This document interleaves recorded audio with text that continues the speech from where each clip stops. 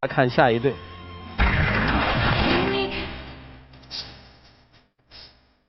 我们交往1年多了，我比他大几岁，从一开始就没想过他会喜欢我，直到现在我也觉得这件事情不真实。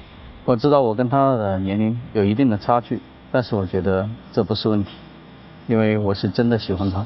跟他在一起压力真的很大，我们的家人朋友都不看好我们，我不知道我是不是能够相信他。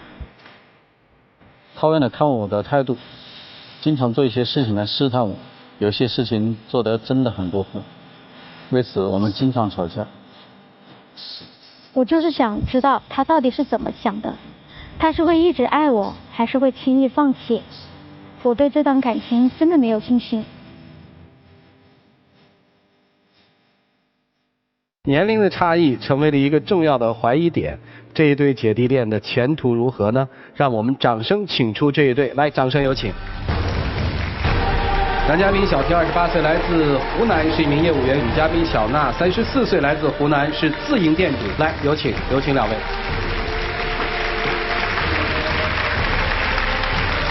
欢迎两位啊！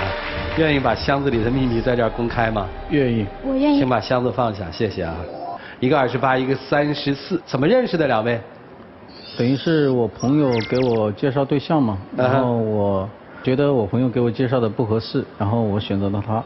刚开始他不知道我比他大那么多，然后刚开始觉得他叫我出去，我想是朋友的朋友嘛，而且我把他当弟弟，以为他是需要我帮助，就出去了几次。然后突然之间有一天他跟我说他喜欢的是我，我当时就懵了，我觉得这太不可思议了，然后就拒绝了他。等等啊，等于是，我给他介绍女朋友，你是陪着我给介绍的那个对象去的。对。结果你看上了他。对。没看上那个姑娘。对。是这意思吧？是。啊，所以相亲啊，只能自己去，可别让什么闺蜜好友陪着，陪着呢就跑了。哈哈，然后呢？然后他就经常送些什么小惊喜、鲜花，然后星期六、星期天带我出去玩。我周围的朋友，包括同事都挺羡慕我的，说虽然他比我小，但对我挺上心的。然后慢慢我就对他产生了依赖，然后就同意了他这交往的请求。那个时候你知道他比你大吗？刚开始的时候不知道，过了一段时间我才知道。过了多久？大概几个月吧。知道之后，你们俩的情感发生了变化吗？那时候没有，因为我觉得喜欢一个人的话，感情跟年龄是没有任何的界限。哦。刚开始实际上前半年都挺幸福的，我觉得我对他的照顾也挺好，然后他对我嘛一直都挺上心的。那今天为什么来呢？因为后来的话，他完全不是我认识的那一个人了，完全变了，我已经受不了了。你不知道我为什么变吗？你自己平白无故消失了1个星期，你手机也打不通，我怎么知道你是到哪里去了？那时候我家里把我关起来了，手机、电脑都把它屏蔽了，然后我怎么找你啊？我怎么知道你到底是被家里关，让我不要再缠着他儿子了？就是说这件事儿是你们俩情感的一个转折点，是吗？是。那后来发生了什么呢？后来他却越变越不像我以前认识的那一个人了。他变成什么样了？他直接叫她闺蜜来试探我。试探不也试探出来东西了吗？你叫你闺蜜试探她，怎么个试探法？她消失了1个星期，虽然回到我身边了，但是我就觉得她是不是因为那个相亲对象她没看上，所以才回来的。然后我就让我闺蜜，作为陌生的那个微信微友嘛，加她，然后就跟她聊天。谁知道一试，她就不停的跟我闺蜜倾诉，说什么女朋友给了她压力啊，感情有多么不顺啊，家人多么不顺啊，我就觉得她是在给别的女孩打感情牌。后来我闺蜜就约她见面嘛，她就真的出来了。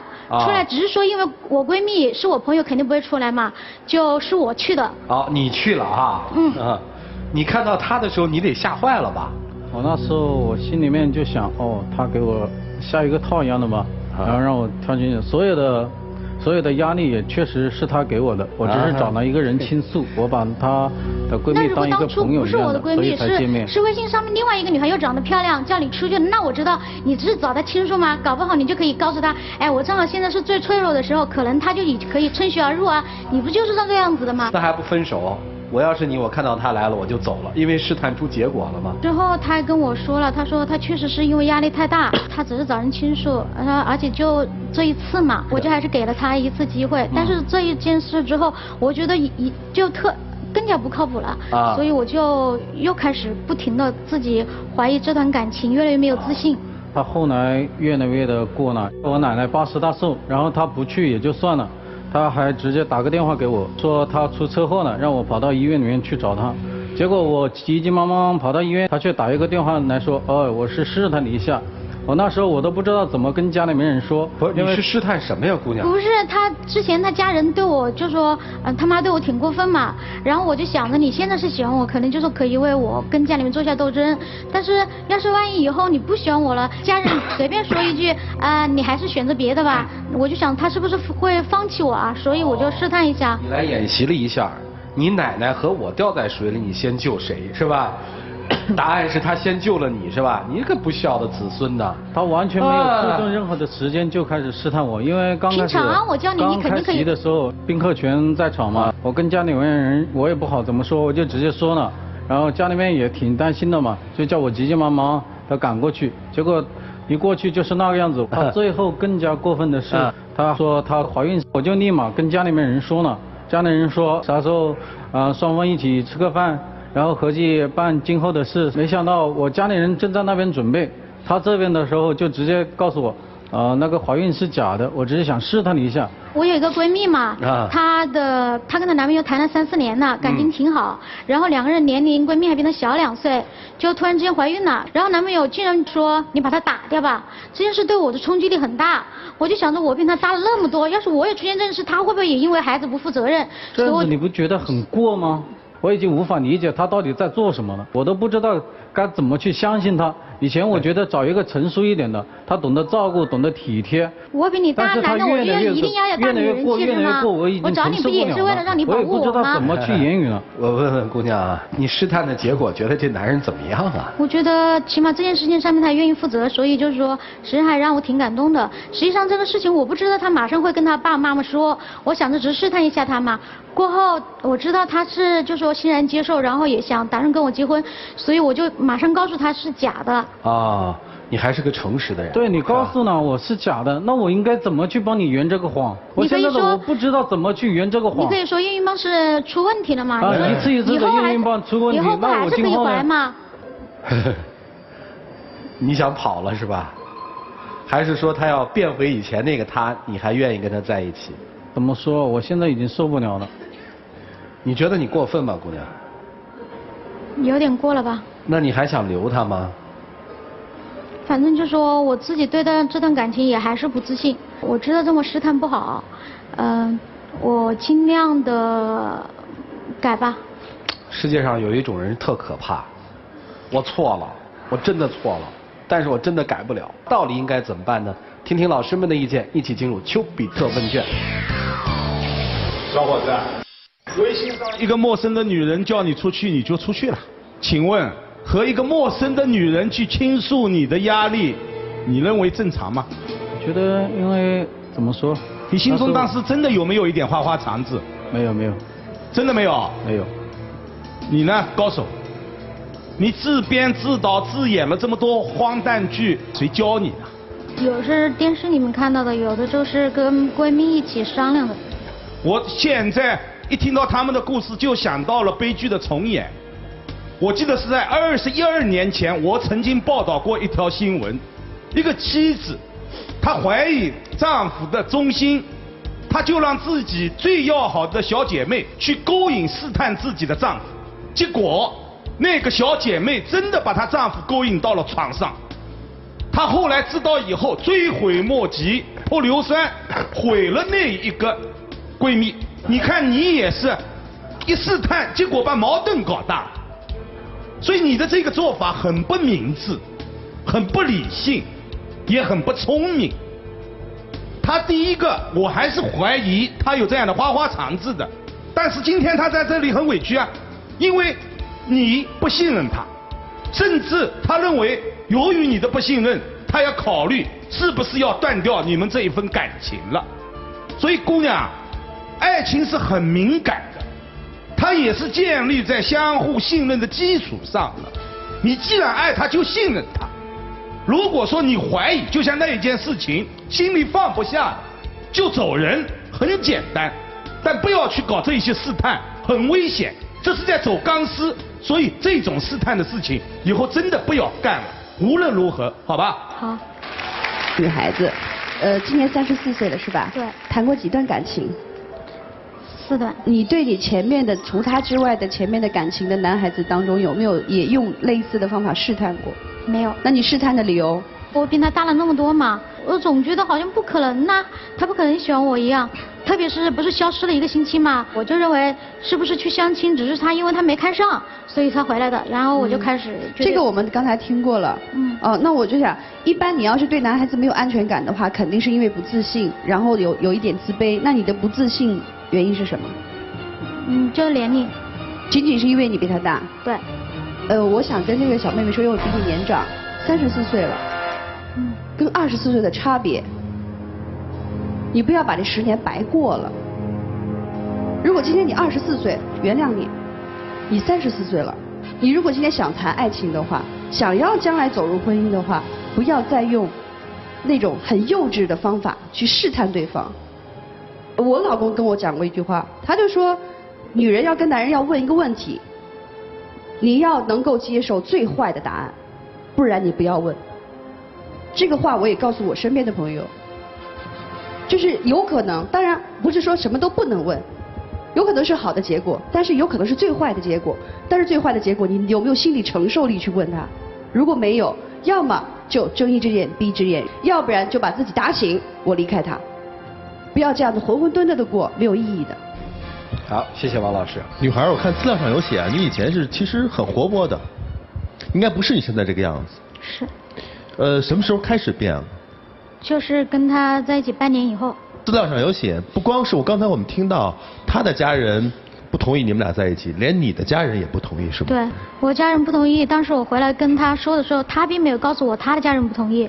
他当时还安慰就说没关系，反正有我呢。所以突然之间他妈跑到我公司里面门口骂我的时候，我觉得挺莫名其妙的。明白。当时我一直在想，为什么原先很活泼可爱，突然就变了？其实关键在于双方的家里人都不同意，甭管是男方家里人他不知道，还是自己家里人他知道，他就突然会觉得，啊，难道我的选择是错误的吗？其实，在你们俩内心深处，至少在你内心深处，已经对自己的选择不确定了。所以从这会儿开始，你不再是你了，你已经是一个爱情的质检员了。而他也不是他了，他是一个可悲的试验田，所以你就不断的去考验他。其实考验他的目的来自于自己已经遭到了一个挫败，这完全就是周围的人都不认可的一个后遗症，带来就三点表现嘛：敏感、多疑、脆弱。所以你就不断的去考验他，但是你种种的考验，恰恰损伤了你们两个人在一起的最重要的基础。那就是信任。你所有的考验都是基于对他不信任，而他所有的应对都是对于你为什么不信我的一种反抗，甚至于和莫名的微信的那个微友可能要去见面，你去不断的考验对方，这是一个绝不会共赢只会俱伤的结果。试探对方，那就是真是把信任一点一点的去抹杀掉。所以我觉得从现在开始，既然他没有做任何对不起你的事情，既然你对他还是愿意往下走的，把自己的自信找到，迅速的建立对双方的信任，我觉得你们的恋情还是可以往下走的。好，谢谢曲总。对啊，爱情到底需不需要考验？有些人说需要，有些人说不需要。爱情到底经得起经不起考验？有些人说爱情经不起考验，有些人说真爱经得起考验。当然，在我看来，这两个问题都是伪命题，因为爱情没法考验。今天还经得起考验，明天就有可能叛变。今天还是海誓山盟，明天就有可能兵戎相见。因为人天天都在变，所以爱情没法考验。一个女孩说爱我吗？爱我就跳下去，男生马上就跳上去。过了几年之后，两人分了手。一对男女貌似一开始都像冤家一样，彼此有仇恨，若干年之后却走在了一起。一个女人可以为自己的前夫捐一个肾而无怨无悔，但是一对貌似恩爱的夫妻，面对病痛却可以选择逃离。所以你说爱情怎么考验？人是一个多元的复变函数，它每天都在变。所以有人说，那这么说来的话，爱情太不可靠，那我们该怎么办？那我想说的是，人虽然会在变，但有一样东西它不变，那就是人性。人性是千百年来生活孕育中的规律和智慧。所以说，真正考验爱情的是什么？是生活本身。柴米油盐酱醋茶无一不是考验。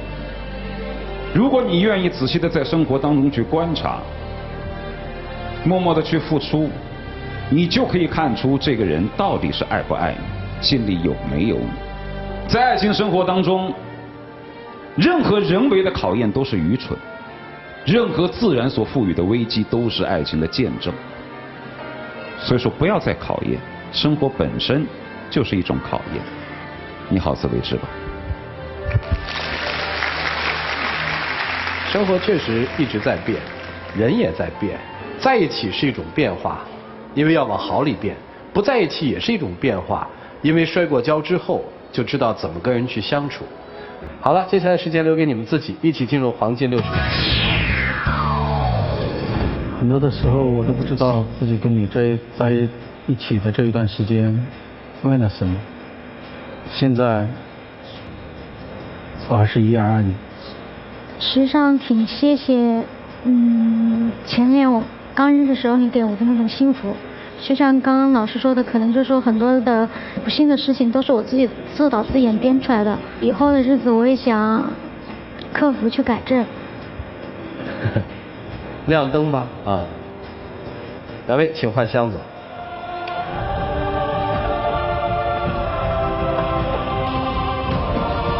谢谢你们啊，请回，请回。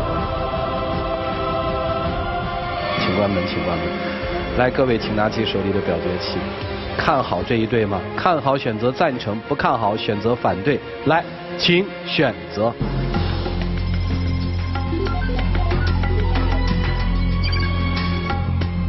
现场有63.64%的观众不看好，我们来听听他们的理由。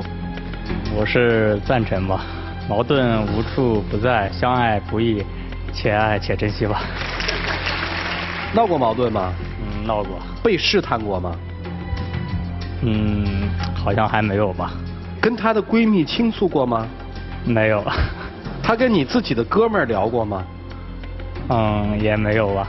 你问问吧，也许有，我帮你问啊。来，有过吗？没有。那你是看好还是不看好啊？我也选择赞成。为什么呢？因为我觉得那个男生还是挺喜欢女生的。然后女生心里也很有男生。他们是相爱的。你心里很有他吧？有。你们是相爱的吧？是。